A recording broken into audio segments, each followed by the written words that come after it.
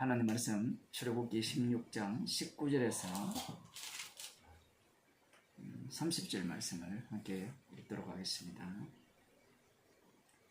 모세가 그들에게 이르기를 아무든지 아침까지 그것을 남겨두지 말라 하였으나 그들이 모세의 말을 청종치 아니하고 들으는 아침까지 두었더니 벌레가 생기고 냄새가 난지라.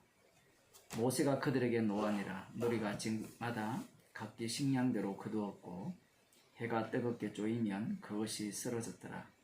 제6일에는 각 사람이 갑절의 식물 곧 하나에 2오멜씩 거둔지라.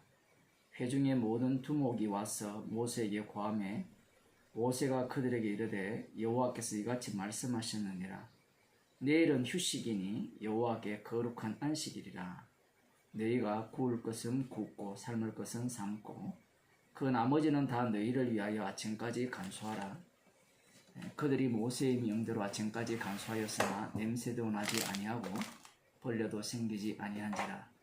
모세가 가로되 오늘은 그것을 먹으라. 오늘은 여호와께 안식일인즉 오늘은 너희가 그것을 덜해서 얻지 못하리라.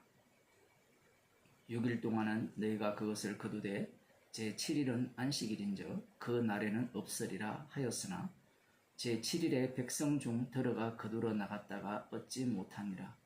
여호와께서 모세에게 이르시되 어느 때까지 너희가 내 계명과 내 율법을 지키지 아니하려느냐. 볼지어다 여호와가 너희에게 안식일을 주므로 제6일에는 이틀 양식을 너희에게 주는 것이니 너희는 각기 처소에 있고 제7일에는 아무도 그 처소에서 나오지 말지니라. 그러므로 백성이 제7일에 안식하니라. 아멘. 여호와 하나님께서 친히 신광야로 인도하셨습니다. 줄이시는 곳으로 인도를 하신 거죠. 이곳에서 이스라엘 백성들이 애굽을 떠올리면서 모세를 원망하고 여호와 하나님을 원망할 때 여호와 하나님께서 이들에게 저녁에는 메추라기를 아침에는 만나를 내려 주신다라고 약속을 하셨어요. 자, 그런데 이 여호와 하나님께서 이들의 원망에 대해서 심판은 하시지 아니하시고 성경을 보게 되면 이들의 원망을 들어주는 것 같은 그러한 어떤 느낌을 많이 받게 됩니다. 그들의 원망을 해소해 주시는 그러한 어떤 인상을 받게 되는데, 그런데 우리가 성경을 읽어보게 되면 여호와 하나님께서 이 저녁에는 메추라기, 아침에는 이 만나를 주시면서 그냥 주시는 것이 아니라 율법을 동반하여 주시고 계신다는 것을 볼 수 있습니다.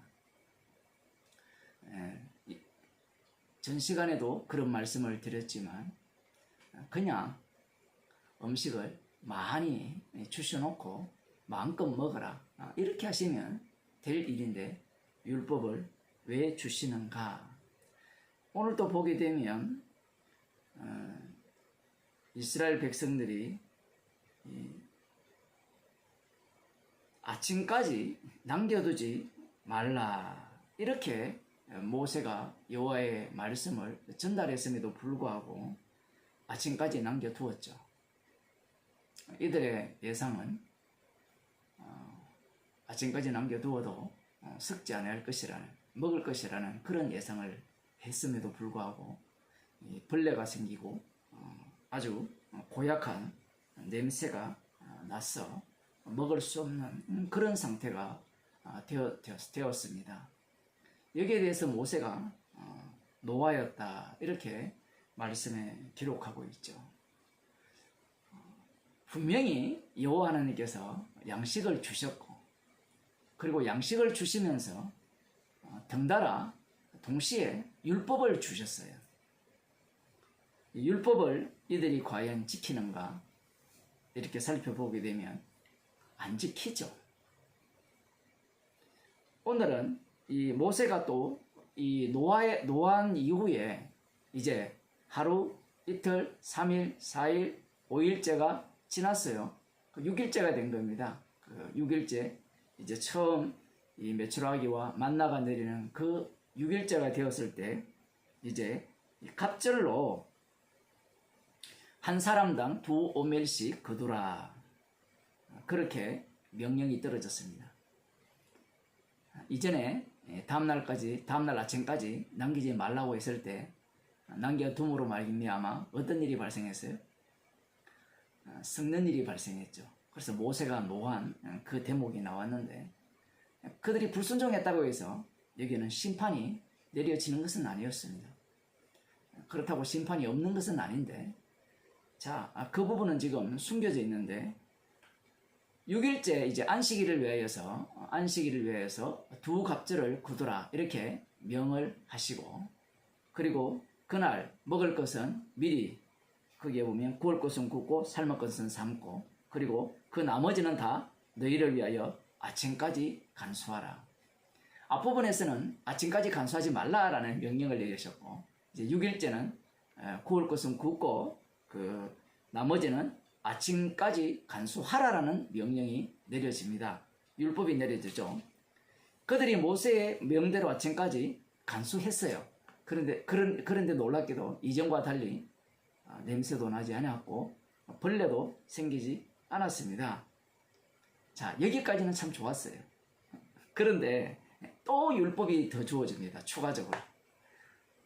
이스라엘이 원망이 있고 양식을 주시면서 율법이 주어지고, 그들이 또 이 율법에 불순종하고 다시 또 하나님께서 그들에게 율법을 또 주시고, 그들이 순종하면 그 다음에 또 새로운 율법을 주시는 거예요. 지금 여기에 보면 안식일이 되었는데 오늘은 거두지 말라, 덜해서 얻지 못할 것이다. 이렇게 하나님의 말씀을 전했습니다. 6일 동안은 너희가 그것을 거두되 제7일은 안식일인즉 그 날에는 없으리라 하였으나, 재미있는 것은 제7일에 백성 중 들어가 거두러 나갔다가 얻지 못하니라. 희한하죠? 분명히 거둘 수 없다라고 했고, 갑절을 거두어서 다음날까지 아침까지 두어서 분명히 벌레가 생기지 않았고 냄새가 나지 않았으니까 그날 먹으면 돼요. 안식일날 먹으면 됩니다. 그런데 인간들이 그래요? 신선한 게 좋죠. 신선한 게 좋으니까 안식일날 거두러 나가는 겁니다. 또 그런데 거두지 못했어요. 또 율법을 어겼습니다. 그래서 여호와께서 이렇게 말씀하시죠. 여호와께서 모세에게 이르시되 어느 때까지 너희가 내 계명과 내 율법을 지키지 아니하려느냐. 볼지어다 여호와가 너희에게 안식일을 주므로 제6일에는 이틀 양식을 너희에게 주는 것이니 너희는 각기 처소에 있고 제7일에는 아무도 그 처소에서 나오지 말지니라. 이스라엘 자손들은 이 양식이 자기를 위해서 있다고 생각한 겁니다. 그러나 이 양식이 율법 중심으로 주어졌다는 사실을 알 수 있죠. 결국 이들은 이 양식, 그들의 원망으로 인하여서 주어진 이 양식으로 인하여서 자신들이 율법에 대해서 불순종하는 자임이 이렇게 드러나는 겁니다. 그러함에도 불구하고 이들이 심판을 받지 않는 이유는 여호와께서는 야곱의 허물을 보지 않으시기 때문에 그래요. 야곱의 허물을 어떻게 안 보시느냐? 안 보신다고 했을 때 그냥 안 보느냐? 그런 것은 없습니다. 앞서서 나온 유월절 사건을 기억해보면 유월절 어린 양의 피로 이들의 심판을 대신했다라고 볼 수 있는 거죠. 여기에서 이스라엘 백성들이 원망을 함으로 말미암아 하나님께서 그 원망을 들어주시고, 원망을 들어주시는 가운데 하나님께서 율법을 동시에 주시면서 그들은 오히려 율법 위반자로 계속해서 드러나고 있습니다. 마지막에는 어떻게 되느냐라고 할 때는 이 원망이 하나님에 대한 불순종으로 이제 전체적으로 평가를 받아서 민수기 14장에 보면 이 세대, 원망한 세대는 어느 누구도 갈렙과 여호수아를 제외한 모든 이 이스라엘 자손들은 약속의 땅에 들어가지 못할 것이라고 말씀을 하시는 거죠. 율법을 주신 이유가 무엇이냐라는 겁니다. 양식을 주시면서 율법을 주시죠. 율법을 주시니까 이들에게 무엇이 생기느냐라는 거예요. 로마서 7장을 보겠습니다. 로마서 7장 7절에서 8절 말씀입니다. 그런즉 우리가 무슨 말을 하리요? 율법이 죄냐? 그럴 수 없느니라. 율법으로 말미암지 않고는 내가 죄를 알지 못하였으니 곧 율법이 탐내지 말라 아니하였다면 내가 탐심을 알지 못하였으리라. 이 말씀은요, 성령 받은 사도 바울이 하는 고백입니다. 성령 받지 않는 인간은 이 말씀을, 이런 고백을 못해요. 율법의 기능이 뭔지를 모르기 때문에. 율법이 죄냐 그럴 수 없느니라. 율법으로 말미암지 않고는 내가 죄를 알지 못하였으니 곧 율법이 탐내지 말라 하지 아니하였다면 내가 탐심을 알지 못하였으리라. 구약 이스라엘 백성들은 여전히 아직까지 가려져 있죠. 아직까지 구약에 속했기 때문에 이 사도 바울과 같은 이런 안목이 없습니다. 율법이 주어졌을 때 오히려 내가 다음날 아침까지 두지 말라는 율법이 두어졌을 때 두어야 되겠다는 이러한 어떤 탐심이 생기게 하기 위해서 이 법을 주셨다라고 그들은 인식을 못하는 겁니다. 그러나 성령 받은 사도 바울은 율법을 주신 이유를 분명히 알고 있는 거예요. 내가 탐심을 알지 못하였으, 여기 보면 율법이 탐내지 말라 하지 아니하였다면 내가 탐심을 알지 못하였으리라. 마찬가지예요. 아침까지 두지 말라 하지 않았다면 둬야 되겠다는 이러한 마음이 생기지 않았을 것이고, 안식일 날 나가지 말라라는 말씀을 하시지 않았다면 나가야 되겠다는 이런 마음이 생기지 않았을 거라는 거죠. 그 율법 자체가 이 탐심을 계속해서 죄를 끄집어내는 겁니다. 8절에 그러나 죄가 기회를 타서 계명으로 말미암아 내 속에서 각양 탐심을 이루었나니 이는 법이 없으면 죄가 죽은 것이니라. 놀라운 말씀을 하시죠. 율법이 주어짐으로 말미암아 죄가 살아난다는 겁니다. 죄가 살아나니까 나는 죽어버려요. 그러니까 죄의 종이 된다는 거예요. 지금 여호와 하나님께서 이스라엘 백성에게 그들의 원망을 들으시고 양식을 주시면서 율법을 주신 이유는 그들의 죄를 살리기 위함이에요. 또 왜 죄를 살려야 되느냐? 그 이유는 간단합니다. 이스라엘 백성들은 유월절 어린 양의 피 공로로 구원받은 자들입니다. 마가복음 2장을 보고 마치도록 하겠습니다. 마가복음 2장 13절 그 이하에는 어떤 말씀이 나오는가 하면 예수님께서 그 알페오의 아들 레위, 그 세리죠. 마태 세리, 그 세리가 세간에 앉아 있는 걸 보시고 나를 쫓아라 이렇게 말씀을 하셨어요. 그래서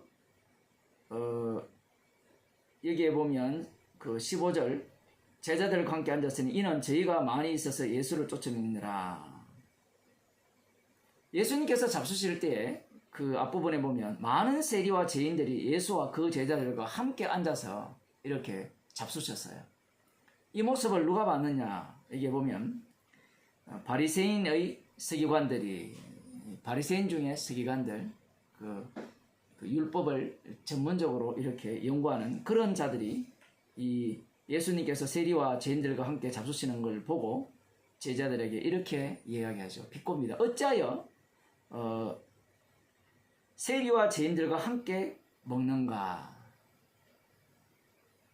세리와 죄인은 지옥 갈 자들인데 그들과 어떻게 이렇게 함께 먹을 수 있느냐라고 지금 비아냥대는 겁니다. 이때 예수님께서 들으시고 저희에게 이렇게 말씀하시죠. 건강한 자에게는 의원이 쓸데없고 병든 자에게라 쓸데있느니라. 내가 의인을 부르러 온 것이 아니요 죄인을 부르러 왔노라 하시니라. 아주 우리에게 익숙한 말씀입니다.